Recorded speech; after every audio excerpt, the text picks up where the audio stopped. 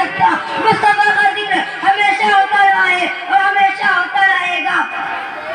मुस्तफा का जिक्र अज़ानों में है, मुस्तफा का जिक्र नमाजों में है, मुस्तफा का जिक्र रियाज़त में है, मुस्तफा का जिक्र हकीकत में है, मुस्तफा का जिक्र कुरान अज़ीम में है, मुस्तफा का जिक्र तौरात में है, मुस्तफा का जिक्र ज़बूर की सवाहत में है, मुस्तफा का जिक्र इंजील की पहाड़ों में है, मुस्तफा का जिक्र जन्नत की पहाड़ों में है, मुस्तफा का जिक्र दुनिया की नज़ारों में है, मुस्तफा का जिक्र आसमान की बुलंदी में है, मुस्तफा का जिक्र दरिया की हवाली में है, मुस्तफा का जिक्र मौजू की तबियाली में है, मुस्तफा का जिक्र समुंदर की सैलानी में है, मुस्तफा का जिक्र हमारे दिल में भी है। और जिसका जिसका दिल में मुस्तफा का जिक्र है वो दोनों हाथों को उठा के कह दीजिए या रसूल अल्लाह। अल्लाहु अकबर।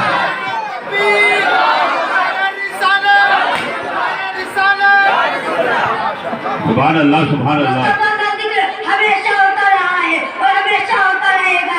मुस्तफा का जिक्र मिटाने के लिए अज़ानों को मिटाना होगा, मुस्तफा का जिक्र मिटाने के लिए नमाज़ों को मिटाना होगा, मुस्तफा का जिक्र मिटाने के लिए कुरान अज़ीम को मिटाना होगा। और यहाँ तक कि मुस्तफा का जिक्र मिटाने के लिए खुदा को भी मिटाना होगा। अज़ानों का मिटाना गैर मुमकिन है, नमाज़ों का मिटाना गैर मुमकिन है, अल्लाह का मिटाना गैर मुमकिन है। तब पता चला कि मुस्तफा का जिक्र मिटाना भी गैर मुमकिन है। मुस्तफा का जिक्र हमेशा होता रहा है और हमेशा होता रहेगा। तू जिंदा है वल्लाह, तू जिंदा है वल्लाह, मेरे चश्मे आलम का छुप जाने। सुभान अल्लाह, सुभान अल्लाह। मुस्तफा का जिक्र खुदा का शुक्र है। यूं तो खालिक के आलम ने बहुत सी नेमतें अता फरमाई है, लेकिन सबसे अफजल ईद मिलादुन नबी का शुक्र है। मेरे नबी से जिसको जिसको निस्बत होती गई वो जमाने में मुमताज होता गया।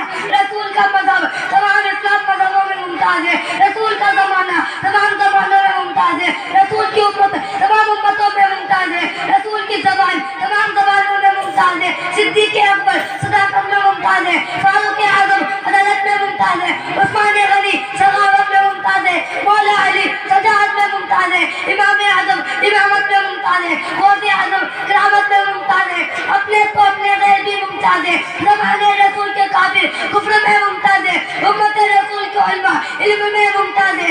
अबू जहल अबू लहब ने फिरौन और नमरूद से बढ़कर दावत की है। फिरौन डूबते वक्त अज़ाब इलाही को देखकर बोल उठा, रब्बी मूसा व हारून, मैं मूसा और हारून के रब पर ईमान ले आया।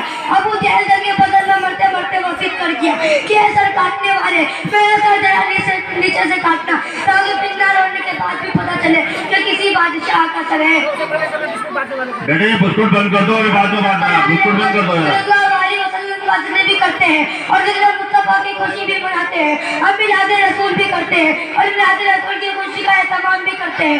रब का एहसान अज़ीम है कि हमारे लिए बहुत सारे खुशी के मौके आते हैं और हर मौके पर मुख्तलिफ तरीके से खुशी का इजहार करते हैं और करते रहेंगे।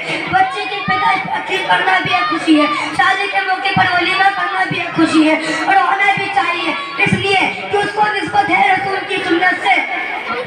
बाद खुशी शख्सी होती है जो एक आदमी को खुश करती है, बाद खुशी खानदानी होती है जो पूरे खानदान को खुश करती है, बाद खुशी समाजी होती है जो पूरे समाज को खुश करती है,